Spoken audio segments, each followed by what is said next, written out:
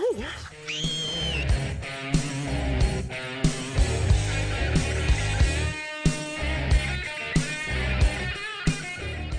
Welcome to Dicejunkies, and this is a review on Spider-Man Homecoming. About so far in the review, once we get to the spoiler section, we'll make sure to alert you so you don't get spoiled if you don't want to. Yeah, I guess we'll do that. Sounds nice. Yeah. All right. We'll say something, throw it up there, all that good stuff. Spoilers. Yeah.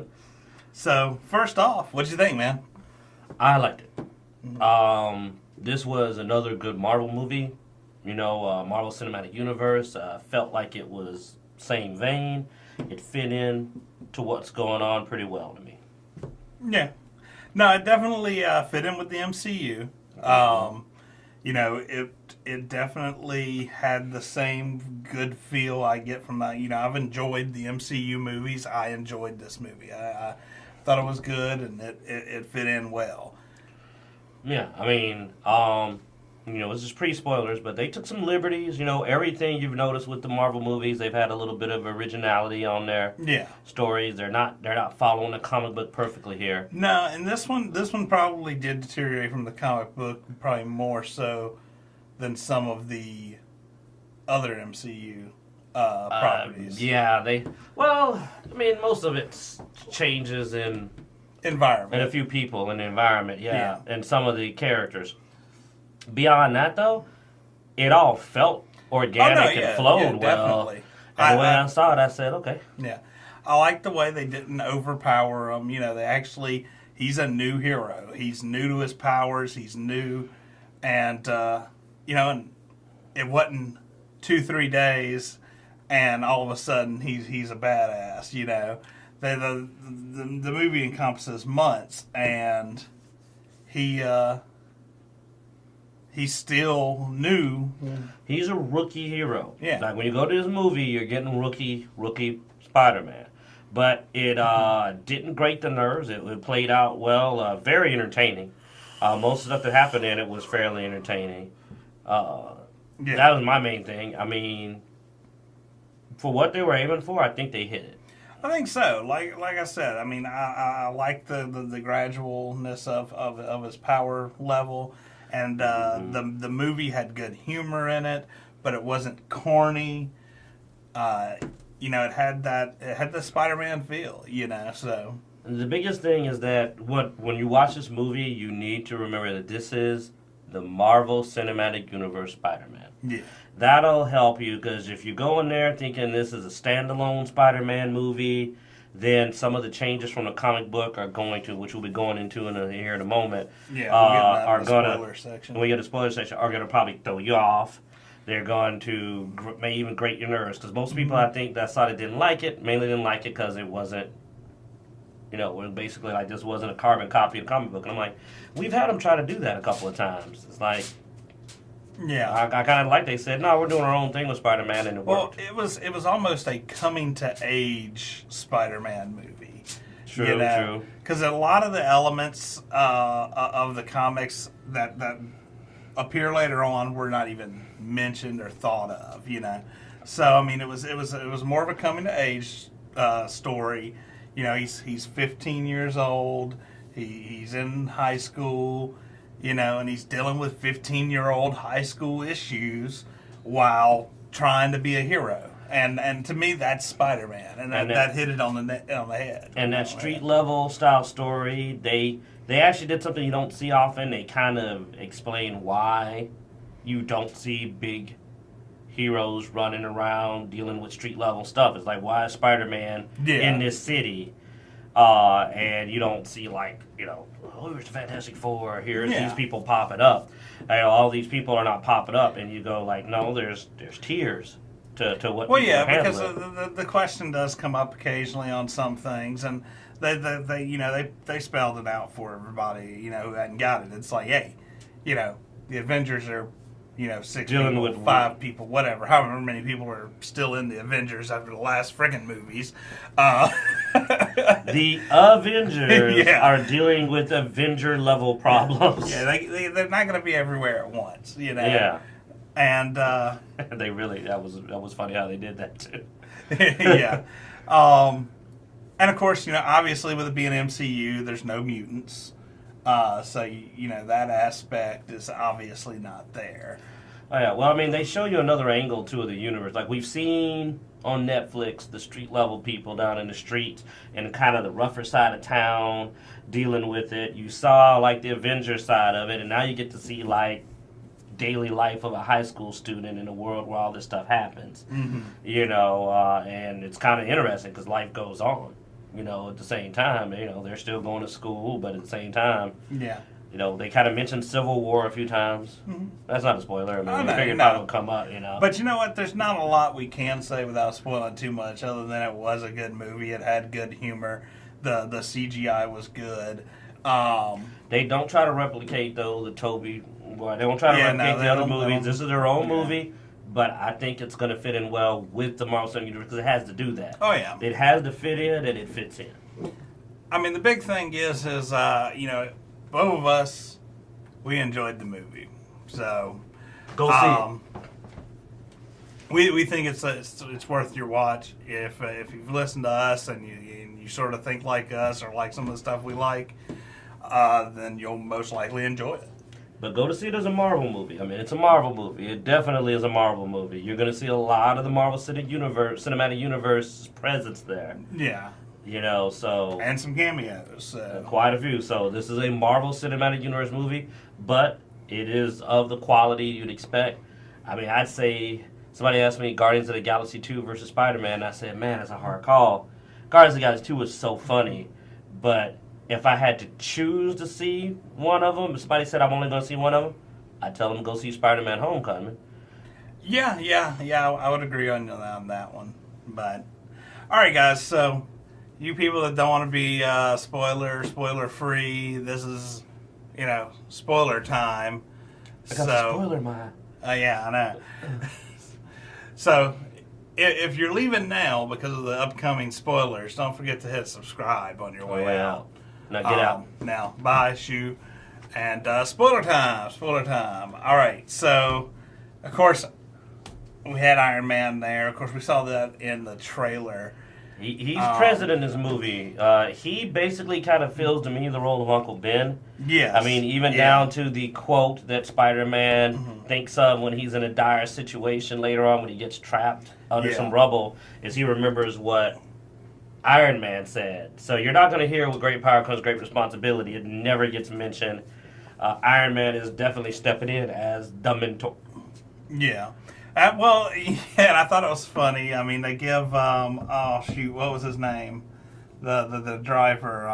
Happy? Happy.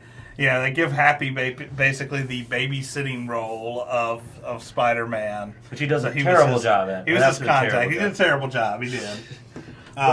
The Vulture's our enemy, but instead of being some old crazy guy, it's actually a well-written story of this. It brings me back to the original Spider-Man of people like the Sandman, who were like, I'm a working-class guy trying to take care of my family. It brings it to the neighborhood. Yeah. It's that neighborhood-friendly Spider-Man, Yeah, it's not some villain, super genius The villain is from the neighborhood, Literally. So, you find out he literally lives like down the road.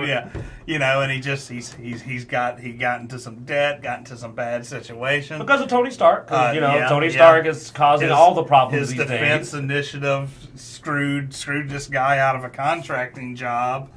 And he overextended himself, and now what is he going to do? So he found something to do. Yeah. And I mean, his love interest, Liz, is one movie love interest. Well, end of the movie, she moves along. You said we're in spoilers. Yeah, I know. It's just, that's the very end, so I figured we'd sort of make our way there. Oh, okay. I only brought it up because I know some people are like, it was Mary Jane Black, and it's like, no, that's not Mary Jane. Well, that doesn't mean she's not in the movie. Yeah, the girl that I know. Yeah, that's the person they said was Mary. They thought was Mary Jane to begin with, to my understanding. But it doesn't matter.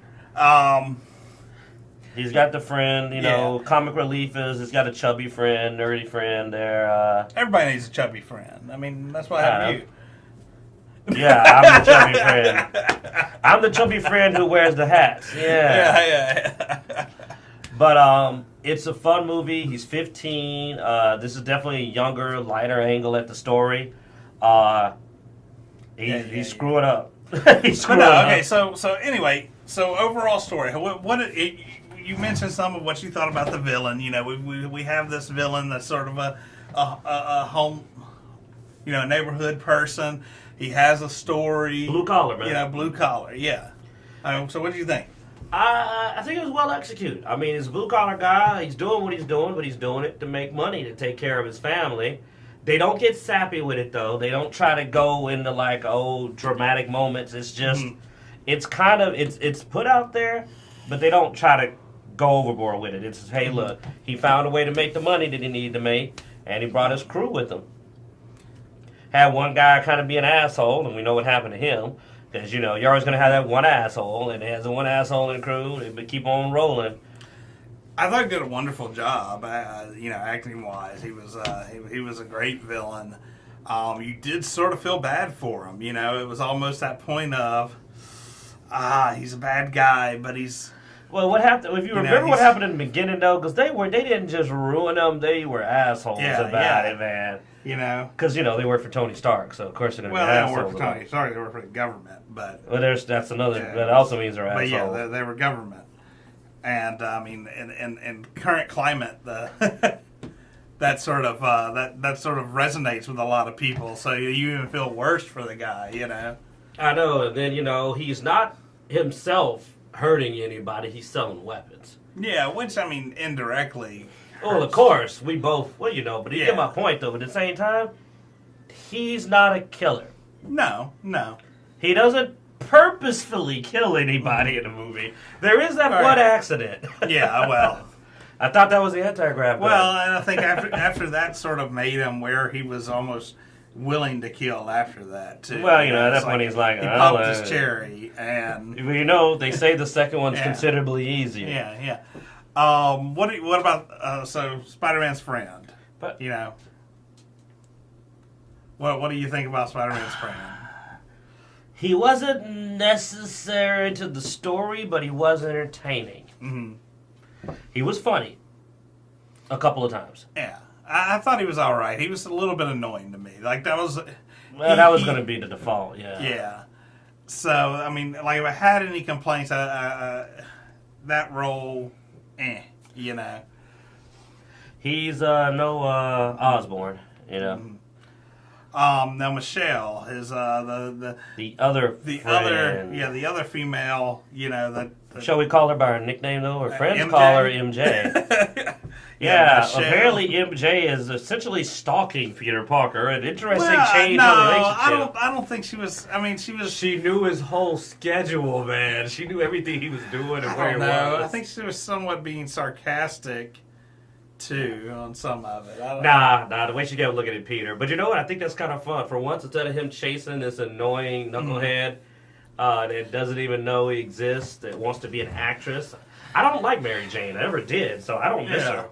I mean, I would have preferred to maybe see the Gwen Stacy, because I like Gwen Stacy, but I don't miss Mary Jane at all. I don't like Mary Jane. Now, I prefer Michelle. All right. Yeah, no, I liked her character actually. I thought she had I liked the attitude that character brought. Oh god, she was hilarious. The attitude was great. And I wanted to punch Flash Thompson multiple times. He was annoying Flash, yeah. But he was a little more realistic at least. Well, he wasn't a jock in this. He wasn't that corny bully that's so over the top like you see in the other. 'Cause that was the thing that took away from the movies. You got this bully and it's like, there's a zero tolerance in most schools, man. You couldn't behave the way these bullies were often portrayed. He was a bully, but he bullied the way people bully now, which is teasing, making fun. Yeah. But, you can't just walk up and hit somebody in school these days easily. You get freaking put out of the school and expelled. What was it? Peter Pecker? Penis Parker. Penis Parker. Yes, they called him Penis Parker, and they got the whole crowd singing it at one point. So, yeah, so that was that. That was. Let's bring up the ethnicity. This is supposed to be, what was it, Queens? Queens, yeah. So most of the people are ethnic. Flash is not a white guy. Flash looked like he might have been Indian. Well, I wouldn't say most of the people were ethnic. It was still majority white, but it was definitely had a much more diverse. Well, it should have. Like, Yeah. you made that comment. You're one of the told me 'cause I didn't know as much about Queens that, like, some people may go, Well, I mean, oh, to my MJ is, understanding- like, looks like she might be half black or half Mexican. It's just like, yeah, it's Queens. I've never been to Queens, but to my understanding, it is relatively ethnic diversity. So, I mean, I didn't see anything that was done wrong. Donald Glover was hilarious. Donald Glover, yeah. Now you scared me in the movie. I don't know if you knew you scared me. So, Donald Glover comes on the screen, and I'm like, Donald Glover, man. And he looks, and he's like, I didn't recognize him. He changed his hair or something. And then I'm like, the white guy in me was like, oh, fuck. Did I just call some guy that was not Donald Glover? Because if it isn't Donald Glover, I will never hear the end of it. No, that's our other friend that can't recognize, like Chris Rock. I was like, it looks like Donald Glover to me, but if I'm wrong, You gotta remember, the last time I saw Donald Glover on camera, he looked like he was 10. He had a very smooth face, but this thuggish Donald Glover, I was actually like, he kind of looked hard, and Donald Glover ain't hard. So it threw me off. I was like, he's doing all right. But But the Easter eggs were awesome too, because I still say that the entire interrogation scene was a shot at Batman. Yeah. No, you're going to tell me where they are. You're going to tell me right now. There was definitely several shots at DC in this. I'm Spider-Man, and I'm on an invisible jet. There was a couple of clear shots fired at DC that I thought were funny. But as far as the characters, we're going to need another movie, I think, to really get a feel for them. But well, we got to bring up another character that has had quite a bit of controversy. Oh, which one? Aunt May. Oh, really? A lot of people are upset about her being a younger Aunt May. Sort of a attractive Aunt May. I think they overdid the joke of everybody flirting with Aunt May in the movie. I think it got overdone. Beyond that, after I got a good look at her, no, she's about the right age. Honestly, after I got a close, they did a close shot. Honestly, I thought the same thing in the movie. Like when I saw her in the movie, I was like, okay, she's a little more aged than I thought from the trailer. Yeah. Like when you get a good shot, you realize she's old enough. But to be I also, his sister. when I saw her in there, I recognized the actress, and I remember the actress as being younger. Because obviously, last thing I saw her in, she was younger. Oh, since I didn't recognize her to me, I saw her and said, she looks like she's about the right age. But I mean, I think she was a little younger than what they usually portray his. Yeah, Aunt May is usually like almost grandmother age when she's showing it and stuff. But to me, it's just. But being his aunt, it makes more sense that she is a little bit younger. I mean, there you go. I mean, think about your parents when you were 15. She looks the right age to me. Yeah. And like I said, the joke got told a few more times. Like, people kept flirting. Like, I felt like they should have left it at the first one. I thought that went a little far. Like with Tony, making a joke about it. I thought that was great. That was fun. And the guy in the sandwich shop was funny. But that should have been the last one. Yeah, the guy in the sandwich shop was funny. Now, then they got to the restaurant and the waiter. Free dessert. And this guy looks like he's like 21. And I'm like, dude, okay. Well, then he wasn't a bad-looking fellow himself. It's like, I doubt he would be hitting on somebody that's so they kind of that horse took kind of a beating, and it wasn't looking too healthy. Yeah. By the time they were still beating it. Yeah. But at the same time, I thought it was actually nice to see her a little younger. But let's get into the mechanics. I think the special effects were well done. There was only one scene in the whole movie that looked a little CGI. That looked like distinctively CGI. It was really early on. After that, it seemed to smooth out. Good special effects. Which scene you think? It's one of his early web slingings. One of his, like almost the first one. There was a moment where he was jumping around that it didn't look very natural. But that was the only time. And then after that, it was perfect. Where he jumped over the fence was poorly done. I thought when he was leaving school. It was actually when he first got his outfit. There's one where he's hopping, and like a couple of the hops looked aged. They didn't look very up to date. They weren't smooth. But all the web swinging was amazing. To the point that I couldn't tell when it was CGI and when it was stunt. But you're all right about the jumping. Like I said, when he was leaving school and he jumps over the fence. The I guess, progression of speed in between the jump and the fall Mm-hmm. was off. You could obviously tell this is, a rope gig and that it was a little poorly But if I timed. had to choose, they got the web swinging down. The scenes were, because honestly, the high action scenes and the web swinging were amazing. I liked sort of the fact that when he's trying to climb the monument, and the monument's made a sort of a slick. Yeah, every now and then you saw him saw him slip. slipping, And, He does as a younger Spider-Man too, because he gets up there and it's like, I've never been this high up before. Yeah. I'm like, one thing Spider-Man's never been really worried about was heights, but that is a very tall monument. And they actually played up the fact, as he's swinging through and he ends up swinging into the park, and he's like, Oh yeah, the actual swing. There's and so no they cut to trees. this scene with him sort of just jogging across, and he's like, I think you think of man, this this sucks. Yeah. I remember that for the video games. They actually had that in one of the Spider-Man video games where you had to have stuff to swing on, and then you could be dumb and swing out and leap out into like one of the open park areas and be like, oh crap! There's just nothing to grab, and then you gotta run all the way back to the skyscrapers. So that was funny for people who played the video games and remember the. Yeah. So that was a good shot. I enjoyed that. I think it was well executed. I believe ultimately the story progressed well. Robert Downey Jr. always amazing as Iron Man, and he was in character the whole movie. Very, Especially that ending. Oh man. Oh no, my favorite part with him was when it's just the Iron Man fills in one of those gaps and He's and aimed helps more at the close it kids. up. I mean, I like those stuff still, but he is aimed more at the kids. To tell you that. Well, I don't know. It was still adulty, man. True, but I think it's aimed at about high school age. I think that's the target audience. Like, it's PG-13, and I would definitely say that it earned its PG-13 rating. I wouldn't think my son. Yeah, my There was 7-year-old. there was several bits of language. There was some flipping the bird a good bit. Some obviously with the penis Parker, some dick jokes. So yeah, you definitely want that teenager or better. As far as little kids, it really I don't think it was a target for that young of an audience. Yeah, I'd say you're right. Let's say teen. We'll say about teen audience. Yeah. Now, I got to give this out before we stop. Is an impressive moment for a villain. Normally, villains are menacing by being all big and bad. But to me, the scariest moment of the Vulture is when he's in that car. Oh, I know. And he takes the gun and just doesn't even point it at him. But he's so freaking creepy that I said, now this is how you scare somebody. He is way scarier now. Then when he was in costume and beating But his but ass. you know what makes sense? Blue collar. He's not big. I'm not going to give you a big monologue. And no, he's just like, I'm not going to kill you right now. Because you saved my daughter.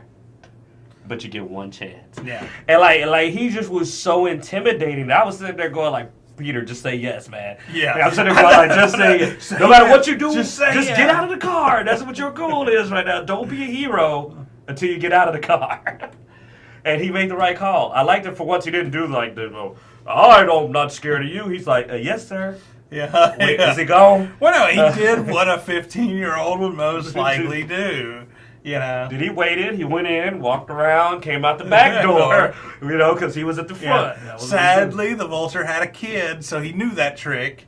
Yeah, he's a dad, so he's probably going to come out the back door.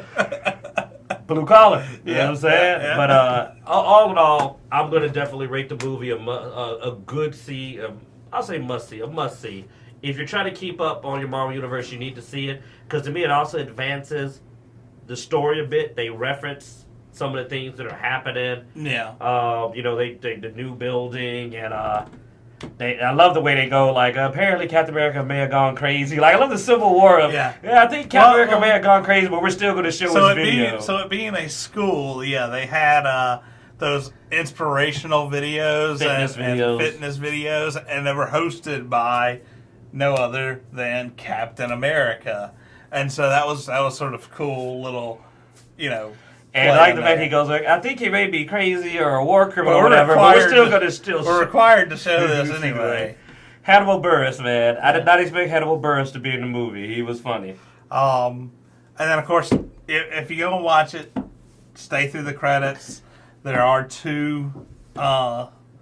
You need to stay through the credits. It requires patience. Yes, patience. Show the patience to stay through the credits. Have patience to stay through the credits. And you will be rewarded. Honestly, I thought it was one of the best after credits scenes since the shawarma. The shawarma. Yeah, that was awesome. So, but so close us out, man. That wraps us up. Like I said, we definitely suggest watching the movie, especially if you're in the MCU universe and you enjoy that. If you just like Spider-Man and you haven't been in the MCU universe, I'd still suggest to watch it. It was well worth it, and you didn't have to have much prior knowledge. It would probably help to watch at least the first Avengers, because the alien tech and all that is based off the first Avengers. But that's the only one really you need. If you've seen Avengers, you can go into this and you're good to go. Because even the Civil War mentions, you get the gist of it. You can go on. Something happened with the Avengers? I don't think so. Oh, no. But yeah, so if you've seen the Avengers, that's about all you really need to prepare for this movie. It's well worth it. Check it out.